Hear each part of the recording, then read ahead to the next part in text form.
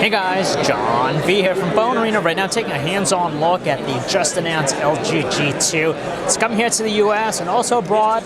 No word yet on an exact time frame or pricing, but hopefully soon, and of course at a competitive price point. So looking at the handset, the thing that really catches your attention, well my attention right from the start, is just that massive 5.2-inch Full HD IPS display. It's packing along 1080p resolution, so 1920 by 1080p, so you know it's not messing around in terms of the details department.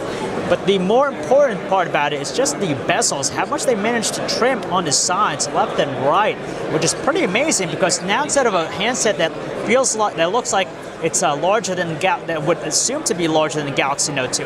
It's actually significantly smaller, almost the same size as an HTC One, which has a smaller display. Now that's just because you look closely on the sides, they did manage to really reduce those bezels, which is amazing. They like to use the term edge to edge, but of course, not necessarily edge to edge, just because there's still a gap right there, but hey, that's pretty impressive. So when you hold the handset, it's really nice and comfortable just because it's not that wide compared to other things out there. And it really gives the other devices a good run for their money in terms of just the comfort and feel, mainly because of its compact size. Aside from that, typical LG construction, you have a glossy frame, and it is rather it does attract a lot of fingerprints and smudges. Even the white one here does a better job of masking them, but if you get the black one, you're sure to see it get messy very quickly. But with the plastic construction, you're going to get a lightweight handset, and it feels like nothing in the hand.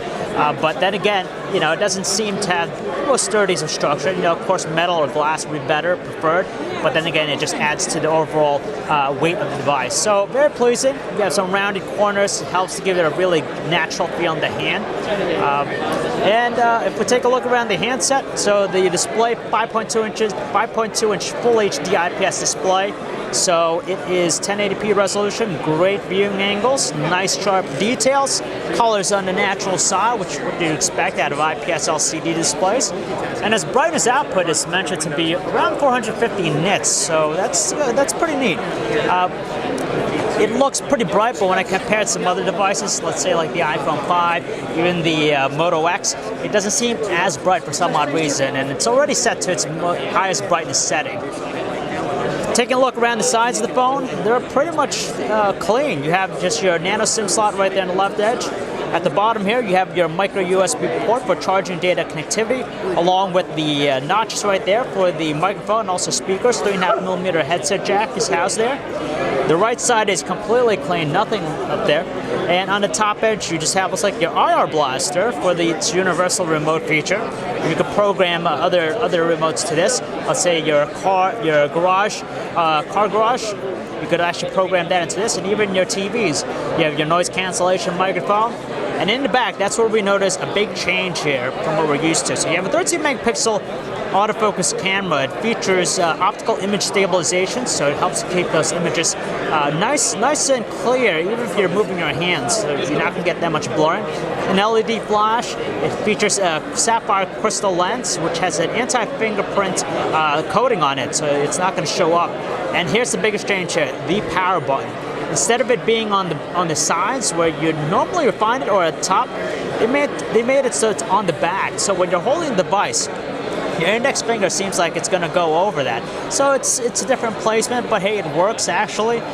You just have the physical power button in the middle right there, so you could use it to turn off, turn on the device, of course. You have the volume up, volume down buttons. Now what's interesting is that if you hold down the power up button at any time, even when the phone is off, you'll instantly launch LG's quick memo application, so you can jot down notes. Conversely, the volume down button there, if you hold it down for 3 seconds, it's going to instantly launch the camera application, and then from there you can snap your photos. You could actually press it again to actually take the shot if you want to. So that's that. So that's the design of the handset. Of course, just the compact feel is really impressive with that large display on board. And as far as the hardware, the rest of the hardware, it features a 3,000 milliamp hour stacked battery. They pretty much they really make good use of the real estate inside the phone with that stacked battery.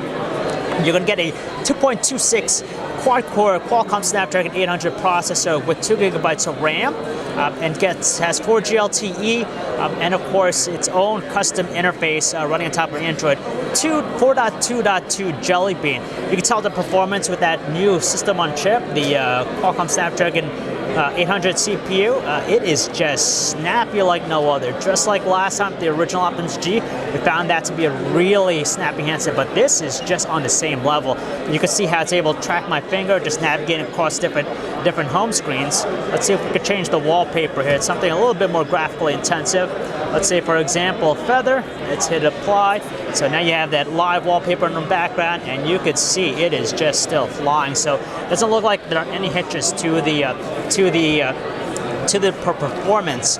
Aside from that, it's just the custom UI that's different. They don't want to call it the Optimus UI anymore. They haven't clarified exactly what they're going to brand it as, but it's just their new user experience. And for the most part, you have all the typical associations with Android. A lot of personalization with the home screen, the widgets. If you look at the notifications panel, you have all your connectivity features on board there. So you have things like your brightness settings, your airplane mode, all that stuff's on board. The app panels, typical Android. Your icon grid layout, nothing different. Some of the cool features is that it features something called guest mode. So it supports two users, an admin and of course a guest mode. So basically, let's say if you have kids at home and they're going to use your handset, instead of gaining access to your account, your handset, you could actually launch guest mode, which restricts certain applications and functions on the phone, so they don't go ahead and buy like apps without your consent, of course. Another cool feature is the slide assist. Now that's pretty neat and specific to this new handset. Basically, what you do with that slide assist, it's a better way for them to multitask actually. So if you swipe to the left, you basically save these applications. So let's say I'm going to be running the Messenger right there. I want to also run the video editor. Actually, let's not do the video editor because it's going to landscape. Let's select another application here. For example, YouTube. I'm going to select YouTube. Okay, let's just save that. And the last one here, I'm going to just choose. It's going to be, let's say, like something different here. Let's go with the Google Maps. So there we go. So basically with slide assist, if you use 3 fingers, you slide across, you're going to gain access to the function. And now in order to get access to them very quickly, while you're doing anything, you can just swipe to the right and you're going to get those applications on board. So you can just quickly jump right in between them. So it's great for multitasking. You know, Samsung has a different approach with its multi-windows feature, but there's just a different way of actually doing that. So you have access to all those applications if you want.